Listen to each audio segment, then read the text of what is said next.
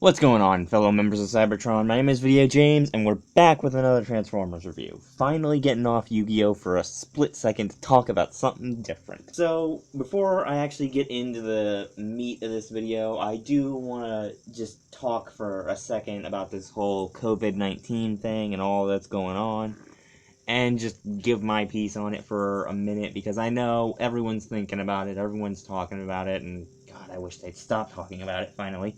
So, yeah, if you don't know what COVID-19 is, I don't know how you don't. But it's basically this disease that's just been sweeping across every country and just doing a number on pretty much every place in the world. In fact, right now, I think America is suffering the most, and I should probably know a bit more about that, considering I live in America, shouldn't I? But yeah, rather than just saying, oh, well, this is a bad thing and we need to band together, I'm just gonna say a few things that I hope that all of you guys will manage to maintain, to strive for during this time to make the slowdown of the disease a little easier. So first off, just follow the quarantine, please. I mean, I've seen so many kids just out and about, wandering around during this time, and I've seen so many people being like, oh, hey, that flight to Italy's cheap, I'ma hop on that. Like, just follow the quarantine, please. It's gonna make this go so much faster and disappear so much quicker. Number two, don't overstock. We all know the whole toilet paper shortage and food shortage of 2020 is really doing a number on people. So when you go to the store, only get what you need to, and don't get things that you know you won't need. Like, if you're gonna be buying up a bunch of Yu-Gi-Oh! Stuff or stuff like that, just hold out on it, because you're not going to be getting in any tournaments, you're not going to be playing against anybody, and they did just release that new version of YGO, which kind of mitigates the whole need for outside interaction. But number three kind of contradicts that a little bit. Just talk to someone during this time. Like, talk to your family, talk to your friends on the phone, talk to your neighbors from across the street. Just have a chat. Have a cheeky little chat with somebody, and just, give yourself that social interaction to keep you from going completely insane. 4, find something new to do, or find something old to do. If you have an old game that has a real nostalgia tie-in for you, go check that out and play that again. Or if you want to maybe try and learn a new language online, go for it. Take a swing at it. I mean, I'm learning Italian right now, and I can say I'm having an interesting time learning the language. And number 5, just be kind. That's the biggest thing. Just be kind to other people, be kind to those who are around you, be kind to those who have to work through this whole time, and just, as a general rule, just be kind. So with that said, I've said my piece on this whole COVID thing. Not talking anymore about it because I'm sick of hearing it, and we're just gonna get into the video. So, as some of you may actually be able to tell, this video is actually a review of the Transformers Hunt for the Decepticons Battle Blade Optimus Prime. Now, Hunt for the Decepticons was actually something that was around during Revenge of the Fallen, where a lot of classic characters like Sea Spray were actually brought back into toy stores and given a little spotlight and time in the live-action universe, though not directly in movies. And a lot of these figures were actually of really incredible detail, especially this Optimus Prime. And there were actually 2 versions of this. There was a Takara Tomy Leader class, and there was this Voyager class that's right here in front of you. Now, what's really interesting about this Prime is they took the Voyager class when they made this one, and they shrunk it down to be this scale. So, like, this is the Voyager, or this is the Leader figure shrunk down into a Voyager scale, and it's still maintains a lot of the stuff that made the Voyager figure really good. It maintains a lot of stuff that made the Leader figure good. There, I fixed my sentence. And Prime, fix your leg. You're tilting. But yeah, honestly, that's one of my favorite things about this figure, is that they were able to take it from a Leader class figure, shrink it into a Voyager class, and still maintain a lot of what made the figure good. And to me, that's just extremely impressive. So first off, let's talk detailing, and oh my god, does this thing have such good detailing on it. clear down to the paint where you can see rusted areas, like on the chest. You can see that little rusted area down in there. You can see the gray kind of mixing with the rust down here, the blue up on his thighs. You can see the detail sculpting on this midsection here, where you can actually see the grooves from the truck bed. And just overall, it's much more detailed than a lot of other Optimus figures. And I mean, just as a side comparison of proof, the old Desert Highway Battle Optimus Prime doesn't hold any kind of candle to the BBOPOG. Not only is it scaled so much better, but it also has a lot more of the features that made movie Optimus Prime. Like, the chest actually slants in instead of just being a solid square. It's more three-dimensional and not just one flat side of a bot with another. And it just has so many of the features that a lot of other Prime figures leave out for another. And yeah, there's just all around so much detailing on this thing, from the paint application to the sculpting on a lot of the parts, to just the movie accuracy that's crammed into this figure. And that is just absolutely spectacular. And talking of features that Primes leave out in favor of another, this Prime actually has, of course, battle blades.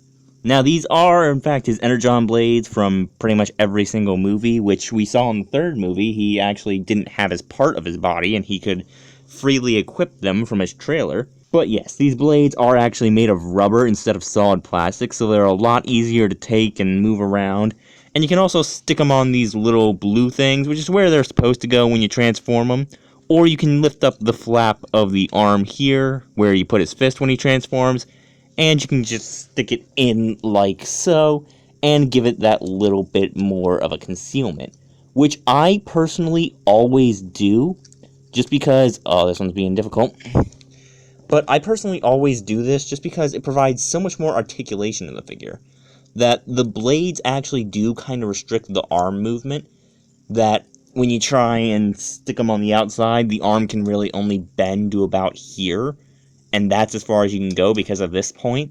But with the blades in the arm and actually stored like a hidden part of Prime's body, it makes him so much more posable with the arms, and he does have that kind of, again, accurate feature. And of course, what would Optimus be without his big piss-off guns? So you see on the back, we got his little cannons stored neatly up in there, and you can detach them as you please and have him either dual-wielding cannons or having one gun in one hand and a sword in the other. And when you actually take the cannons off, it does take a bit of working because the pegs they're on are really secured on there. But you see on the cannon here, it's just that solid gray all the way through with that kind of rust around the peg for some reason. And we also have this little barrel that flips out from underneath, and it just makes the gun look so much better and actually a little bit more accurate. Because if you ever seen Prime's blasters from the movie, they're actually more akin to the Studio Series versions, and that little kind of nuzzle up there actually makes the gun a bit more accurate. And for everything Prime's packing, he definitely doesn't skip in the size compartment, being roughly an average size Voyager figure, scaling up to stuff like the Studio Series Starscream, and pretty much every Studio Series Bumblebee since they all have the same frame, and of course just getting absolutely dwarfed by the Studio Series Blackout, which just feels right. Like, honestly, anything not being dwarfed by Blackout just feels wrong.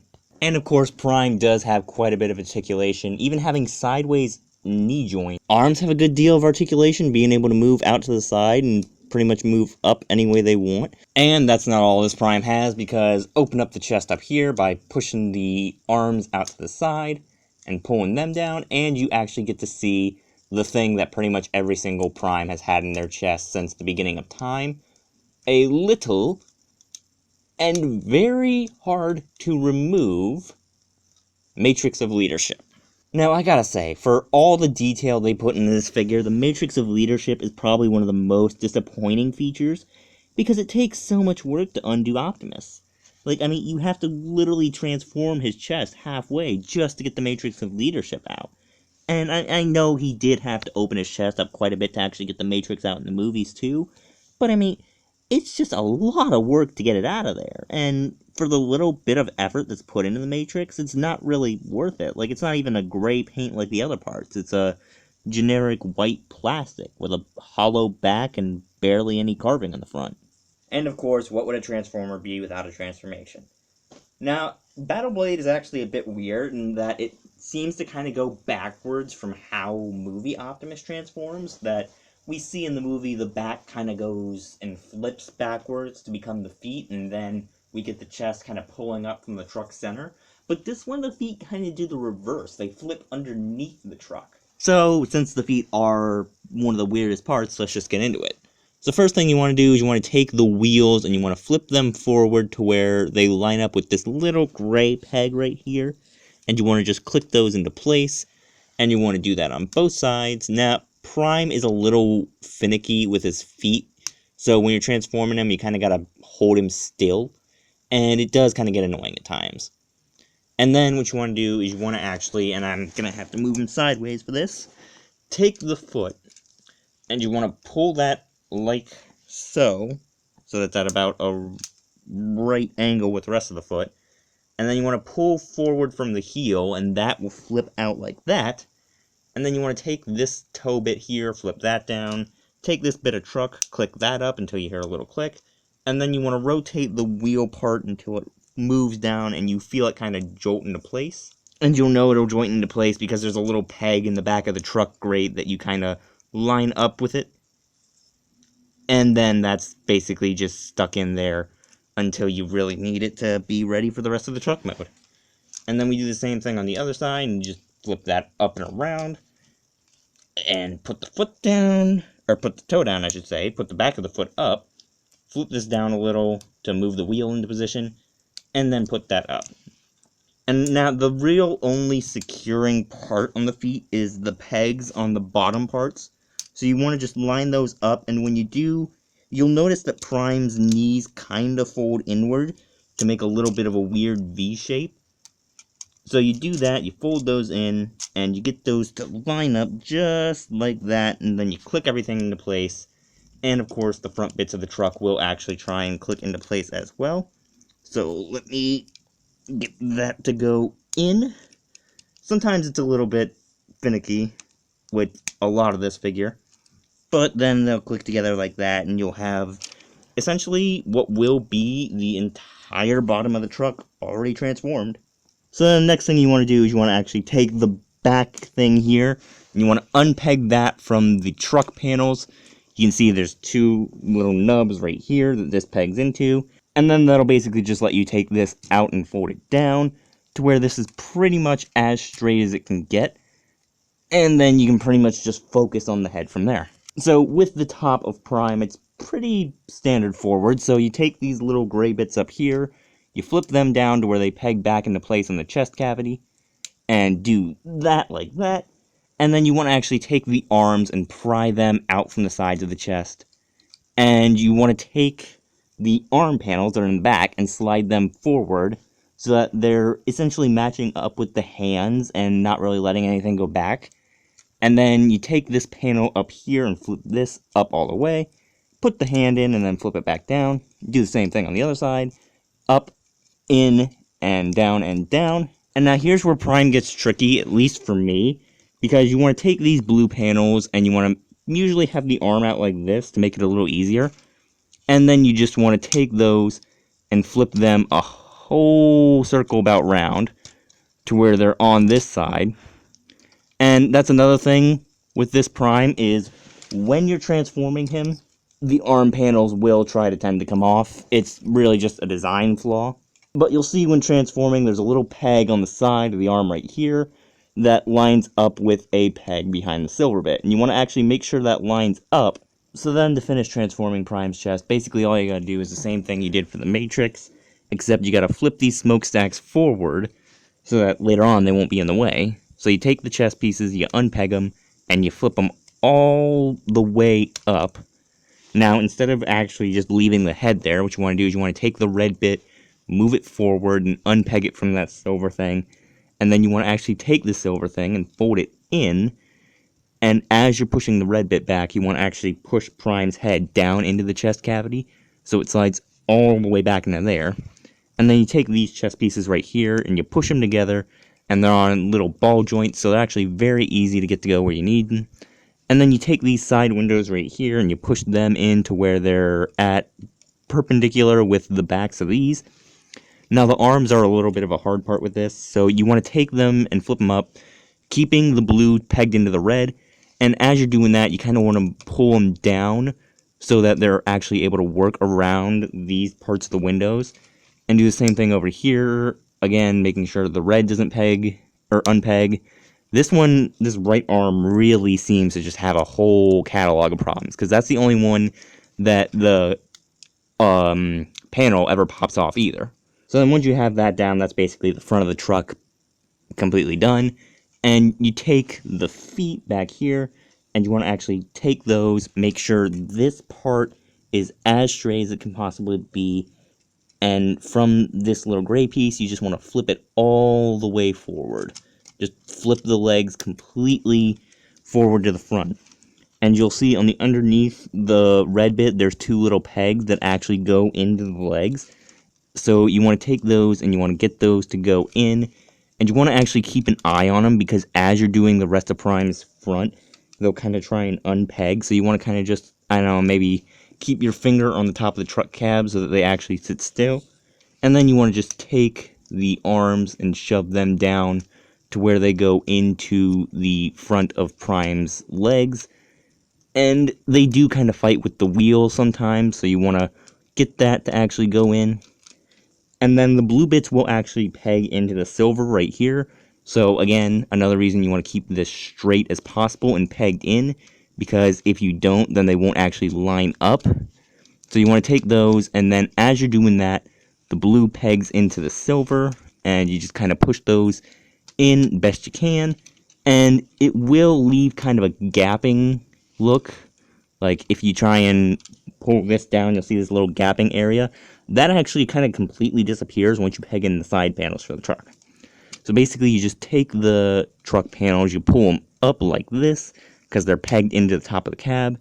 You flip them down, and you can see the little peg is actually right there. And then you want to flip the smokestack all the way up and just push the side panel in. And it should peg in to where you hear a little click. And you do want to make sure that the cab actually stays tabbed in too, because that likes to come untabbed sometimes. Do the same thing with this side, push it up and down, flip the smokestack back up, and peg this in. And then, like I said, you'll see all the gaping areas kind of just disappear with transformation. And then you just take this back bit, flip it up like that, and then you actually want to kind of flip it forward so that it's at that angle. And it does like to kind of push itself out as you transform him over time. So you want to just kind of push that down if you see it kind of sticking up a little. But then you take the parts of the back with the flames, flip them around, and then you do the same thing on the other side, flip that around. And then you just take this bit, rotate it again back to where it was, make sure it's all the way like that, and then push it so it's flat with the black part, and then it actually goes down and it pegs onto these little bronze pieces right here that you see this little tab-ish thing right here. This actually pegs into, so you just flip that forward and peg it in like so, and do the same thing over here, peg it in, and then it just kind of fits. And I can see why they make most of this thing rubber, because Primus is most of this transformation a headache. Like, it's fun the first few times, but after having to deal with the pegging over and over again, and a lot of the stuff just not really wanting to go where it needs to go, the transformation does just get to be a massive headache over time. But I mean, the vehicle mode totally makes up for it, because this is the best looking Prime vehicle mode I've seen, probably full stop. I mean, the chrome paint around here, just adding that nice extra touch. Kind of wish they carried it up in the rubber parts, but I can understand why they didn't. And the smokestacks actually looking fully integrated instead of being like the other Prime where they were clearly stuck on. Love the orange fading to the red back here, and the blue flames actually being accurate with the red flames. And I mean, even the wheels are completely accurate, because you got the ones in here that are sunk back in, but you got the ones up front that bulge out. Now, unfortunately, the front is really lackluster when it comes to paint. No little yellow dots on the front of these, no headlight paint, and no tiny Autobot symbol paint, which honestly I feel like they could have done, but they kind of just forgot about while they were in the middle of shrinking this thing down into a Voyager class. But I mean, hey, rolls well, looks good, and doesn't expose too much Transformer underneath. So yeah, this thing is probably full stop one of my favorite Optimus Prime figures of all time. and probably one of the most accurate Prime figures of all time as well. Like, this thing is just, it nails every aspect of Optimus Prime. But yeah, absolutely love this thing. Definitely worth it over the Voyager Leader, because honestly, who really wants to pay for a Leader class figure when you can get the same quality in a Voyager class? So yeah, if you want to pick this thing up, I would definitely pick it up. It is an amazing Optimus figure, and honestly, not one you'll regret adding to your collection. And with that being said, I'm going to leave this video here. Again, I hope you're all doing well, and I'm so glad I was finally able to break away from Yu-Gi-Oh! Content for just a minute to do something else. So, if you guys did enjoy this video, you can slap the like button as always, and I will see all you beautiful people in the next video.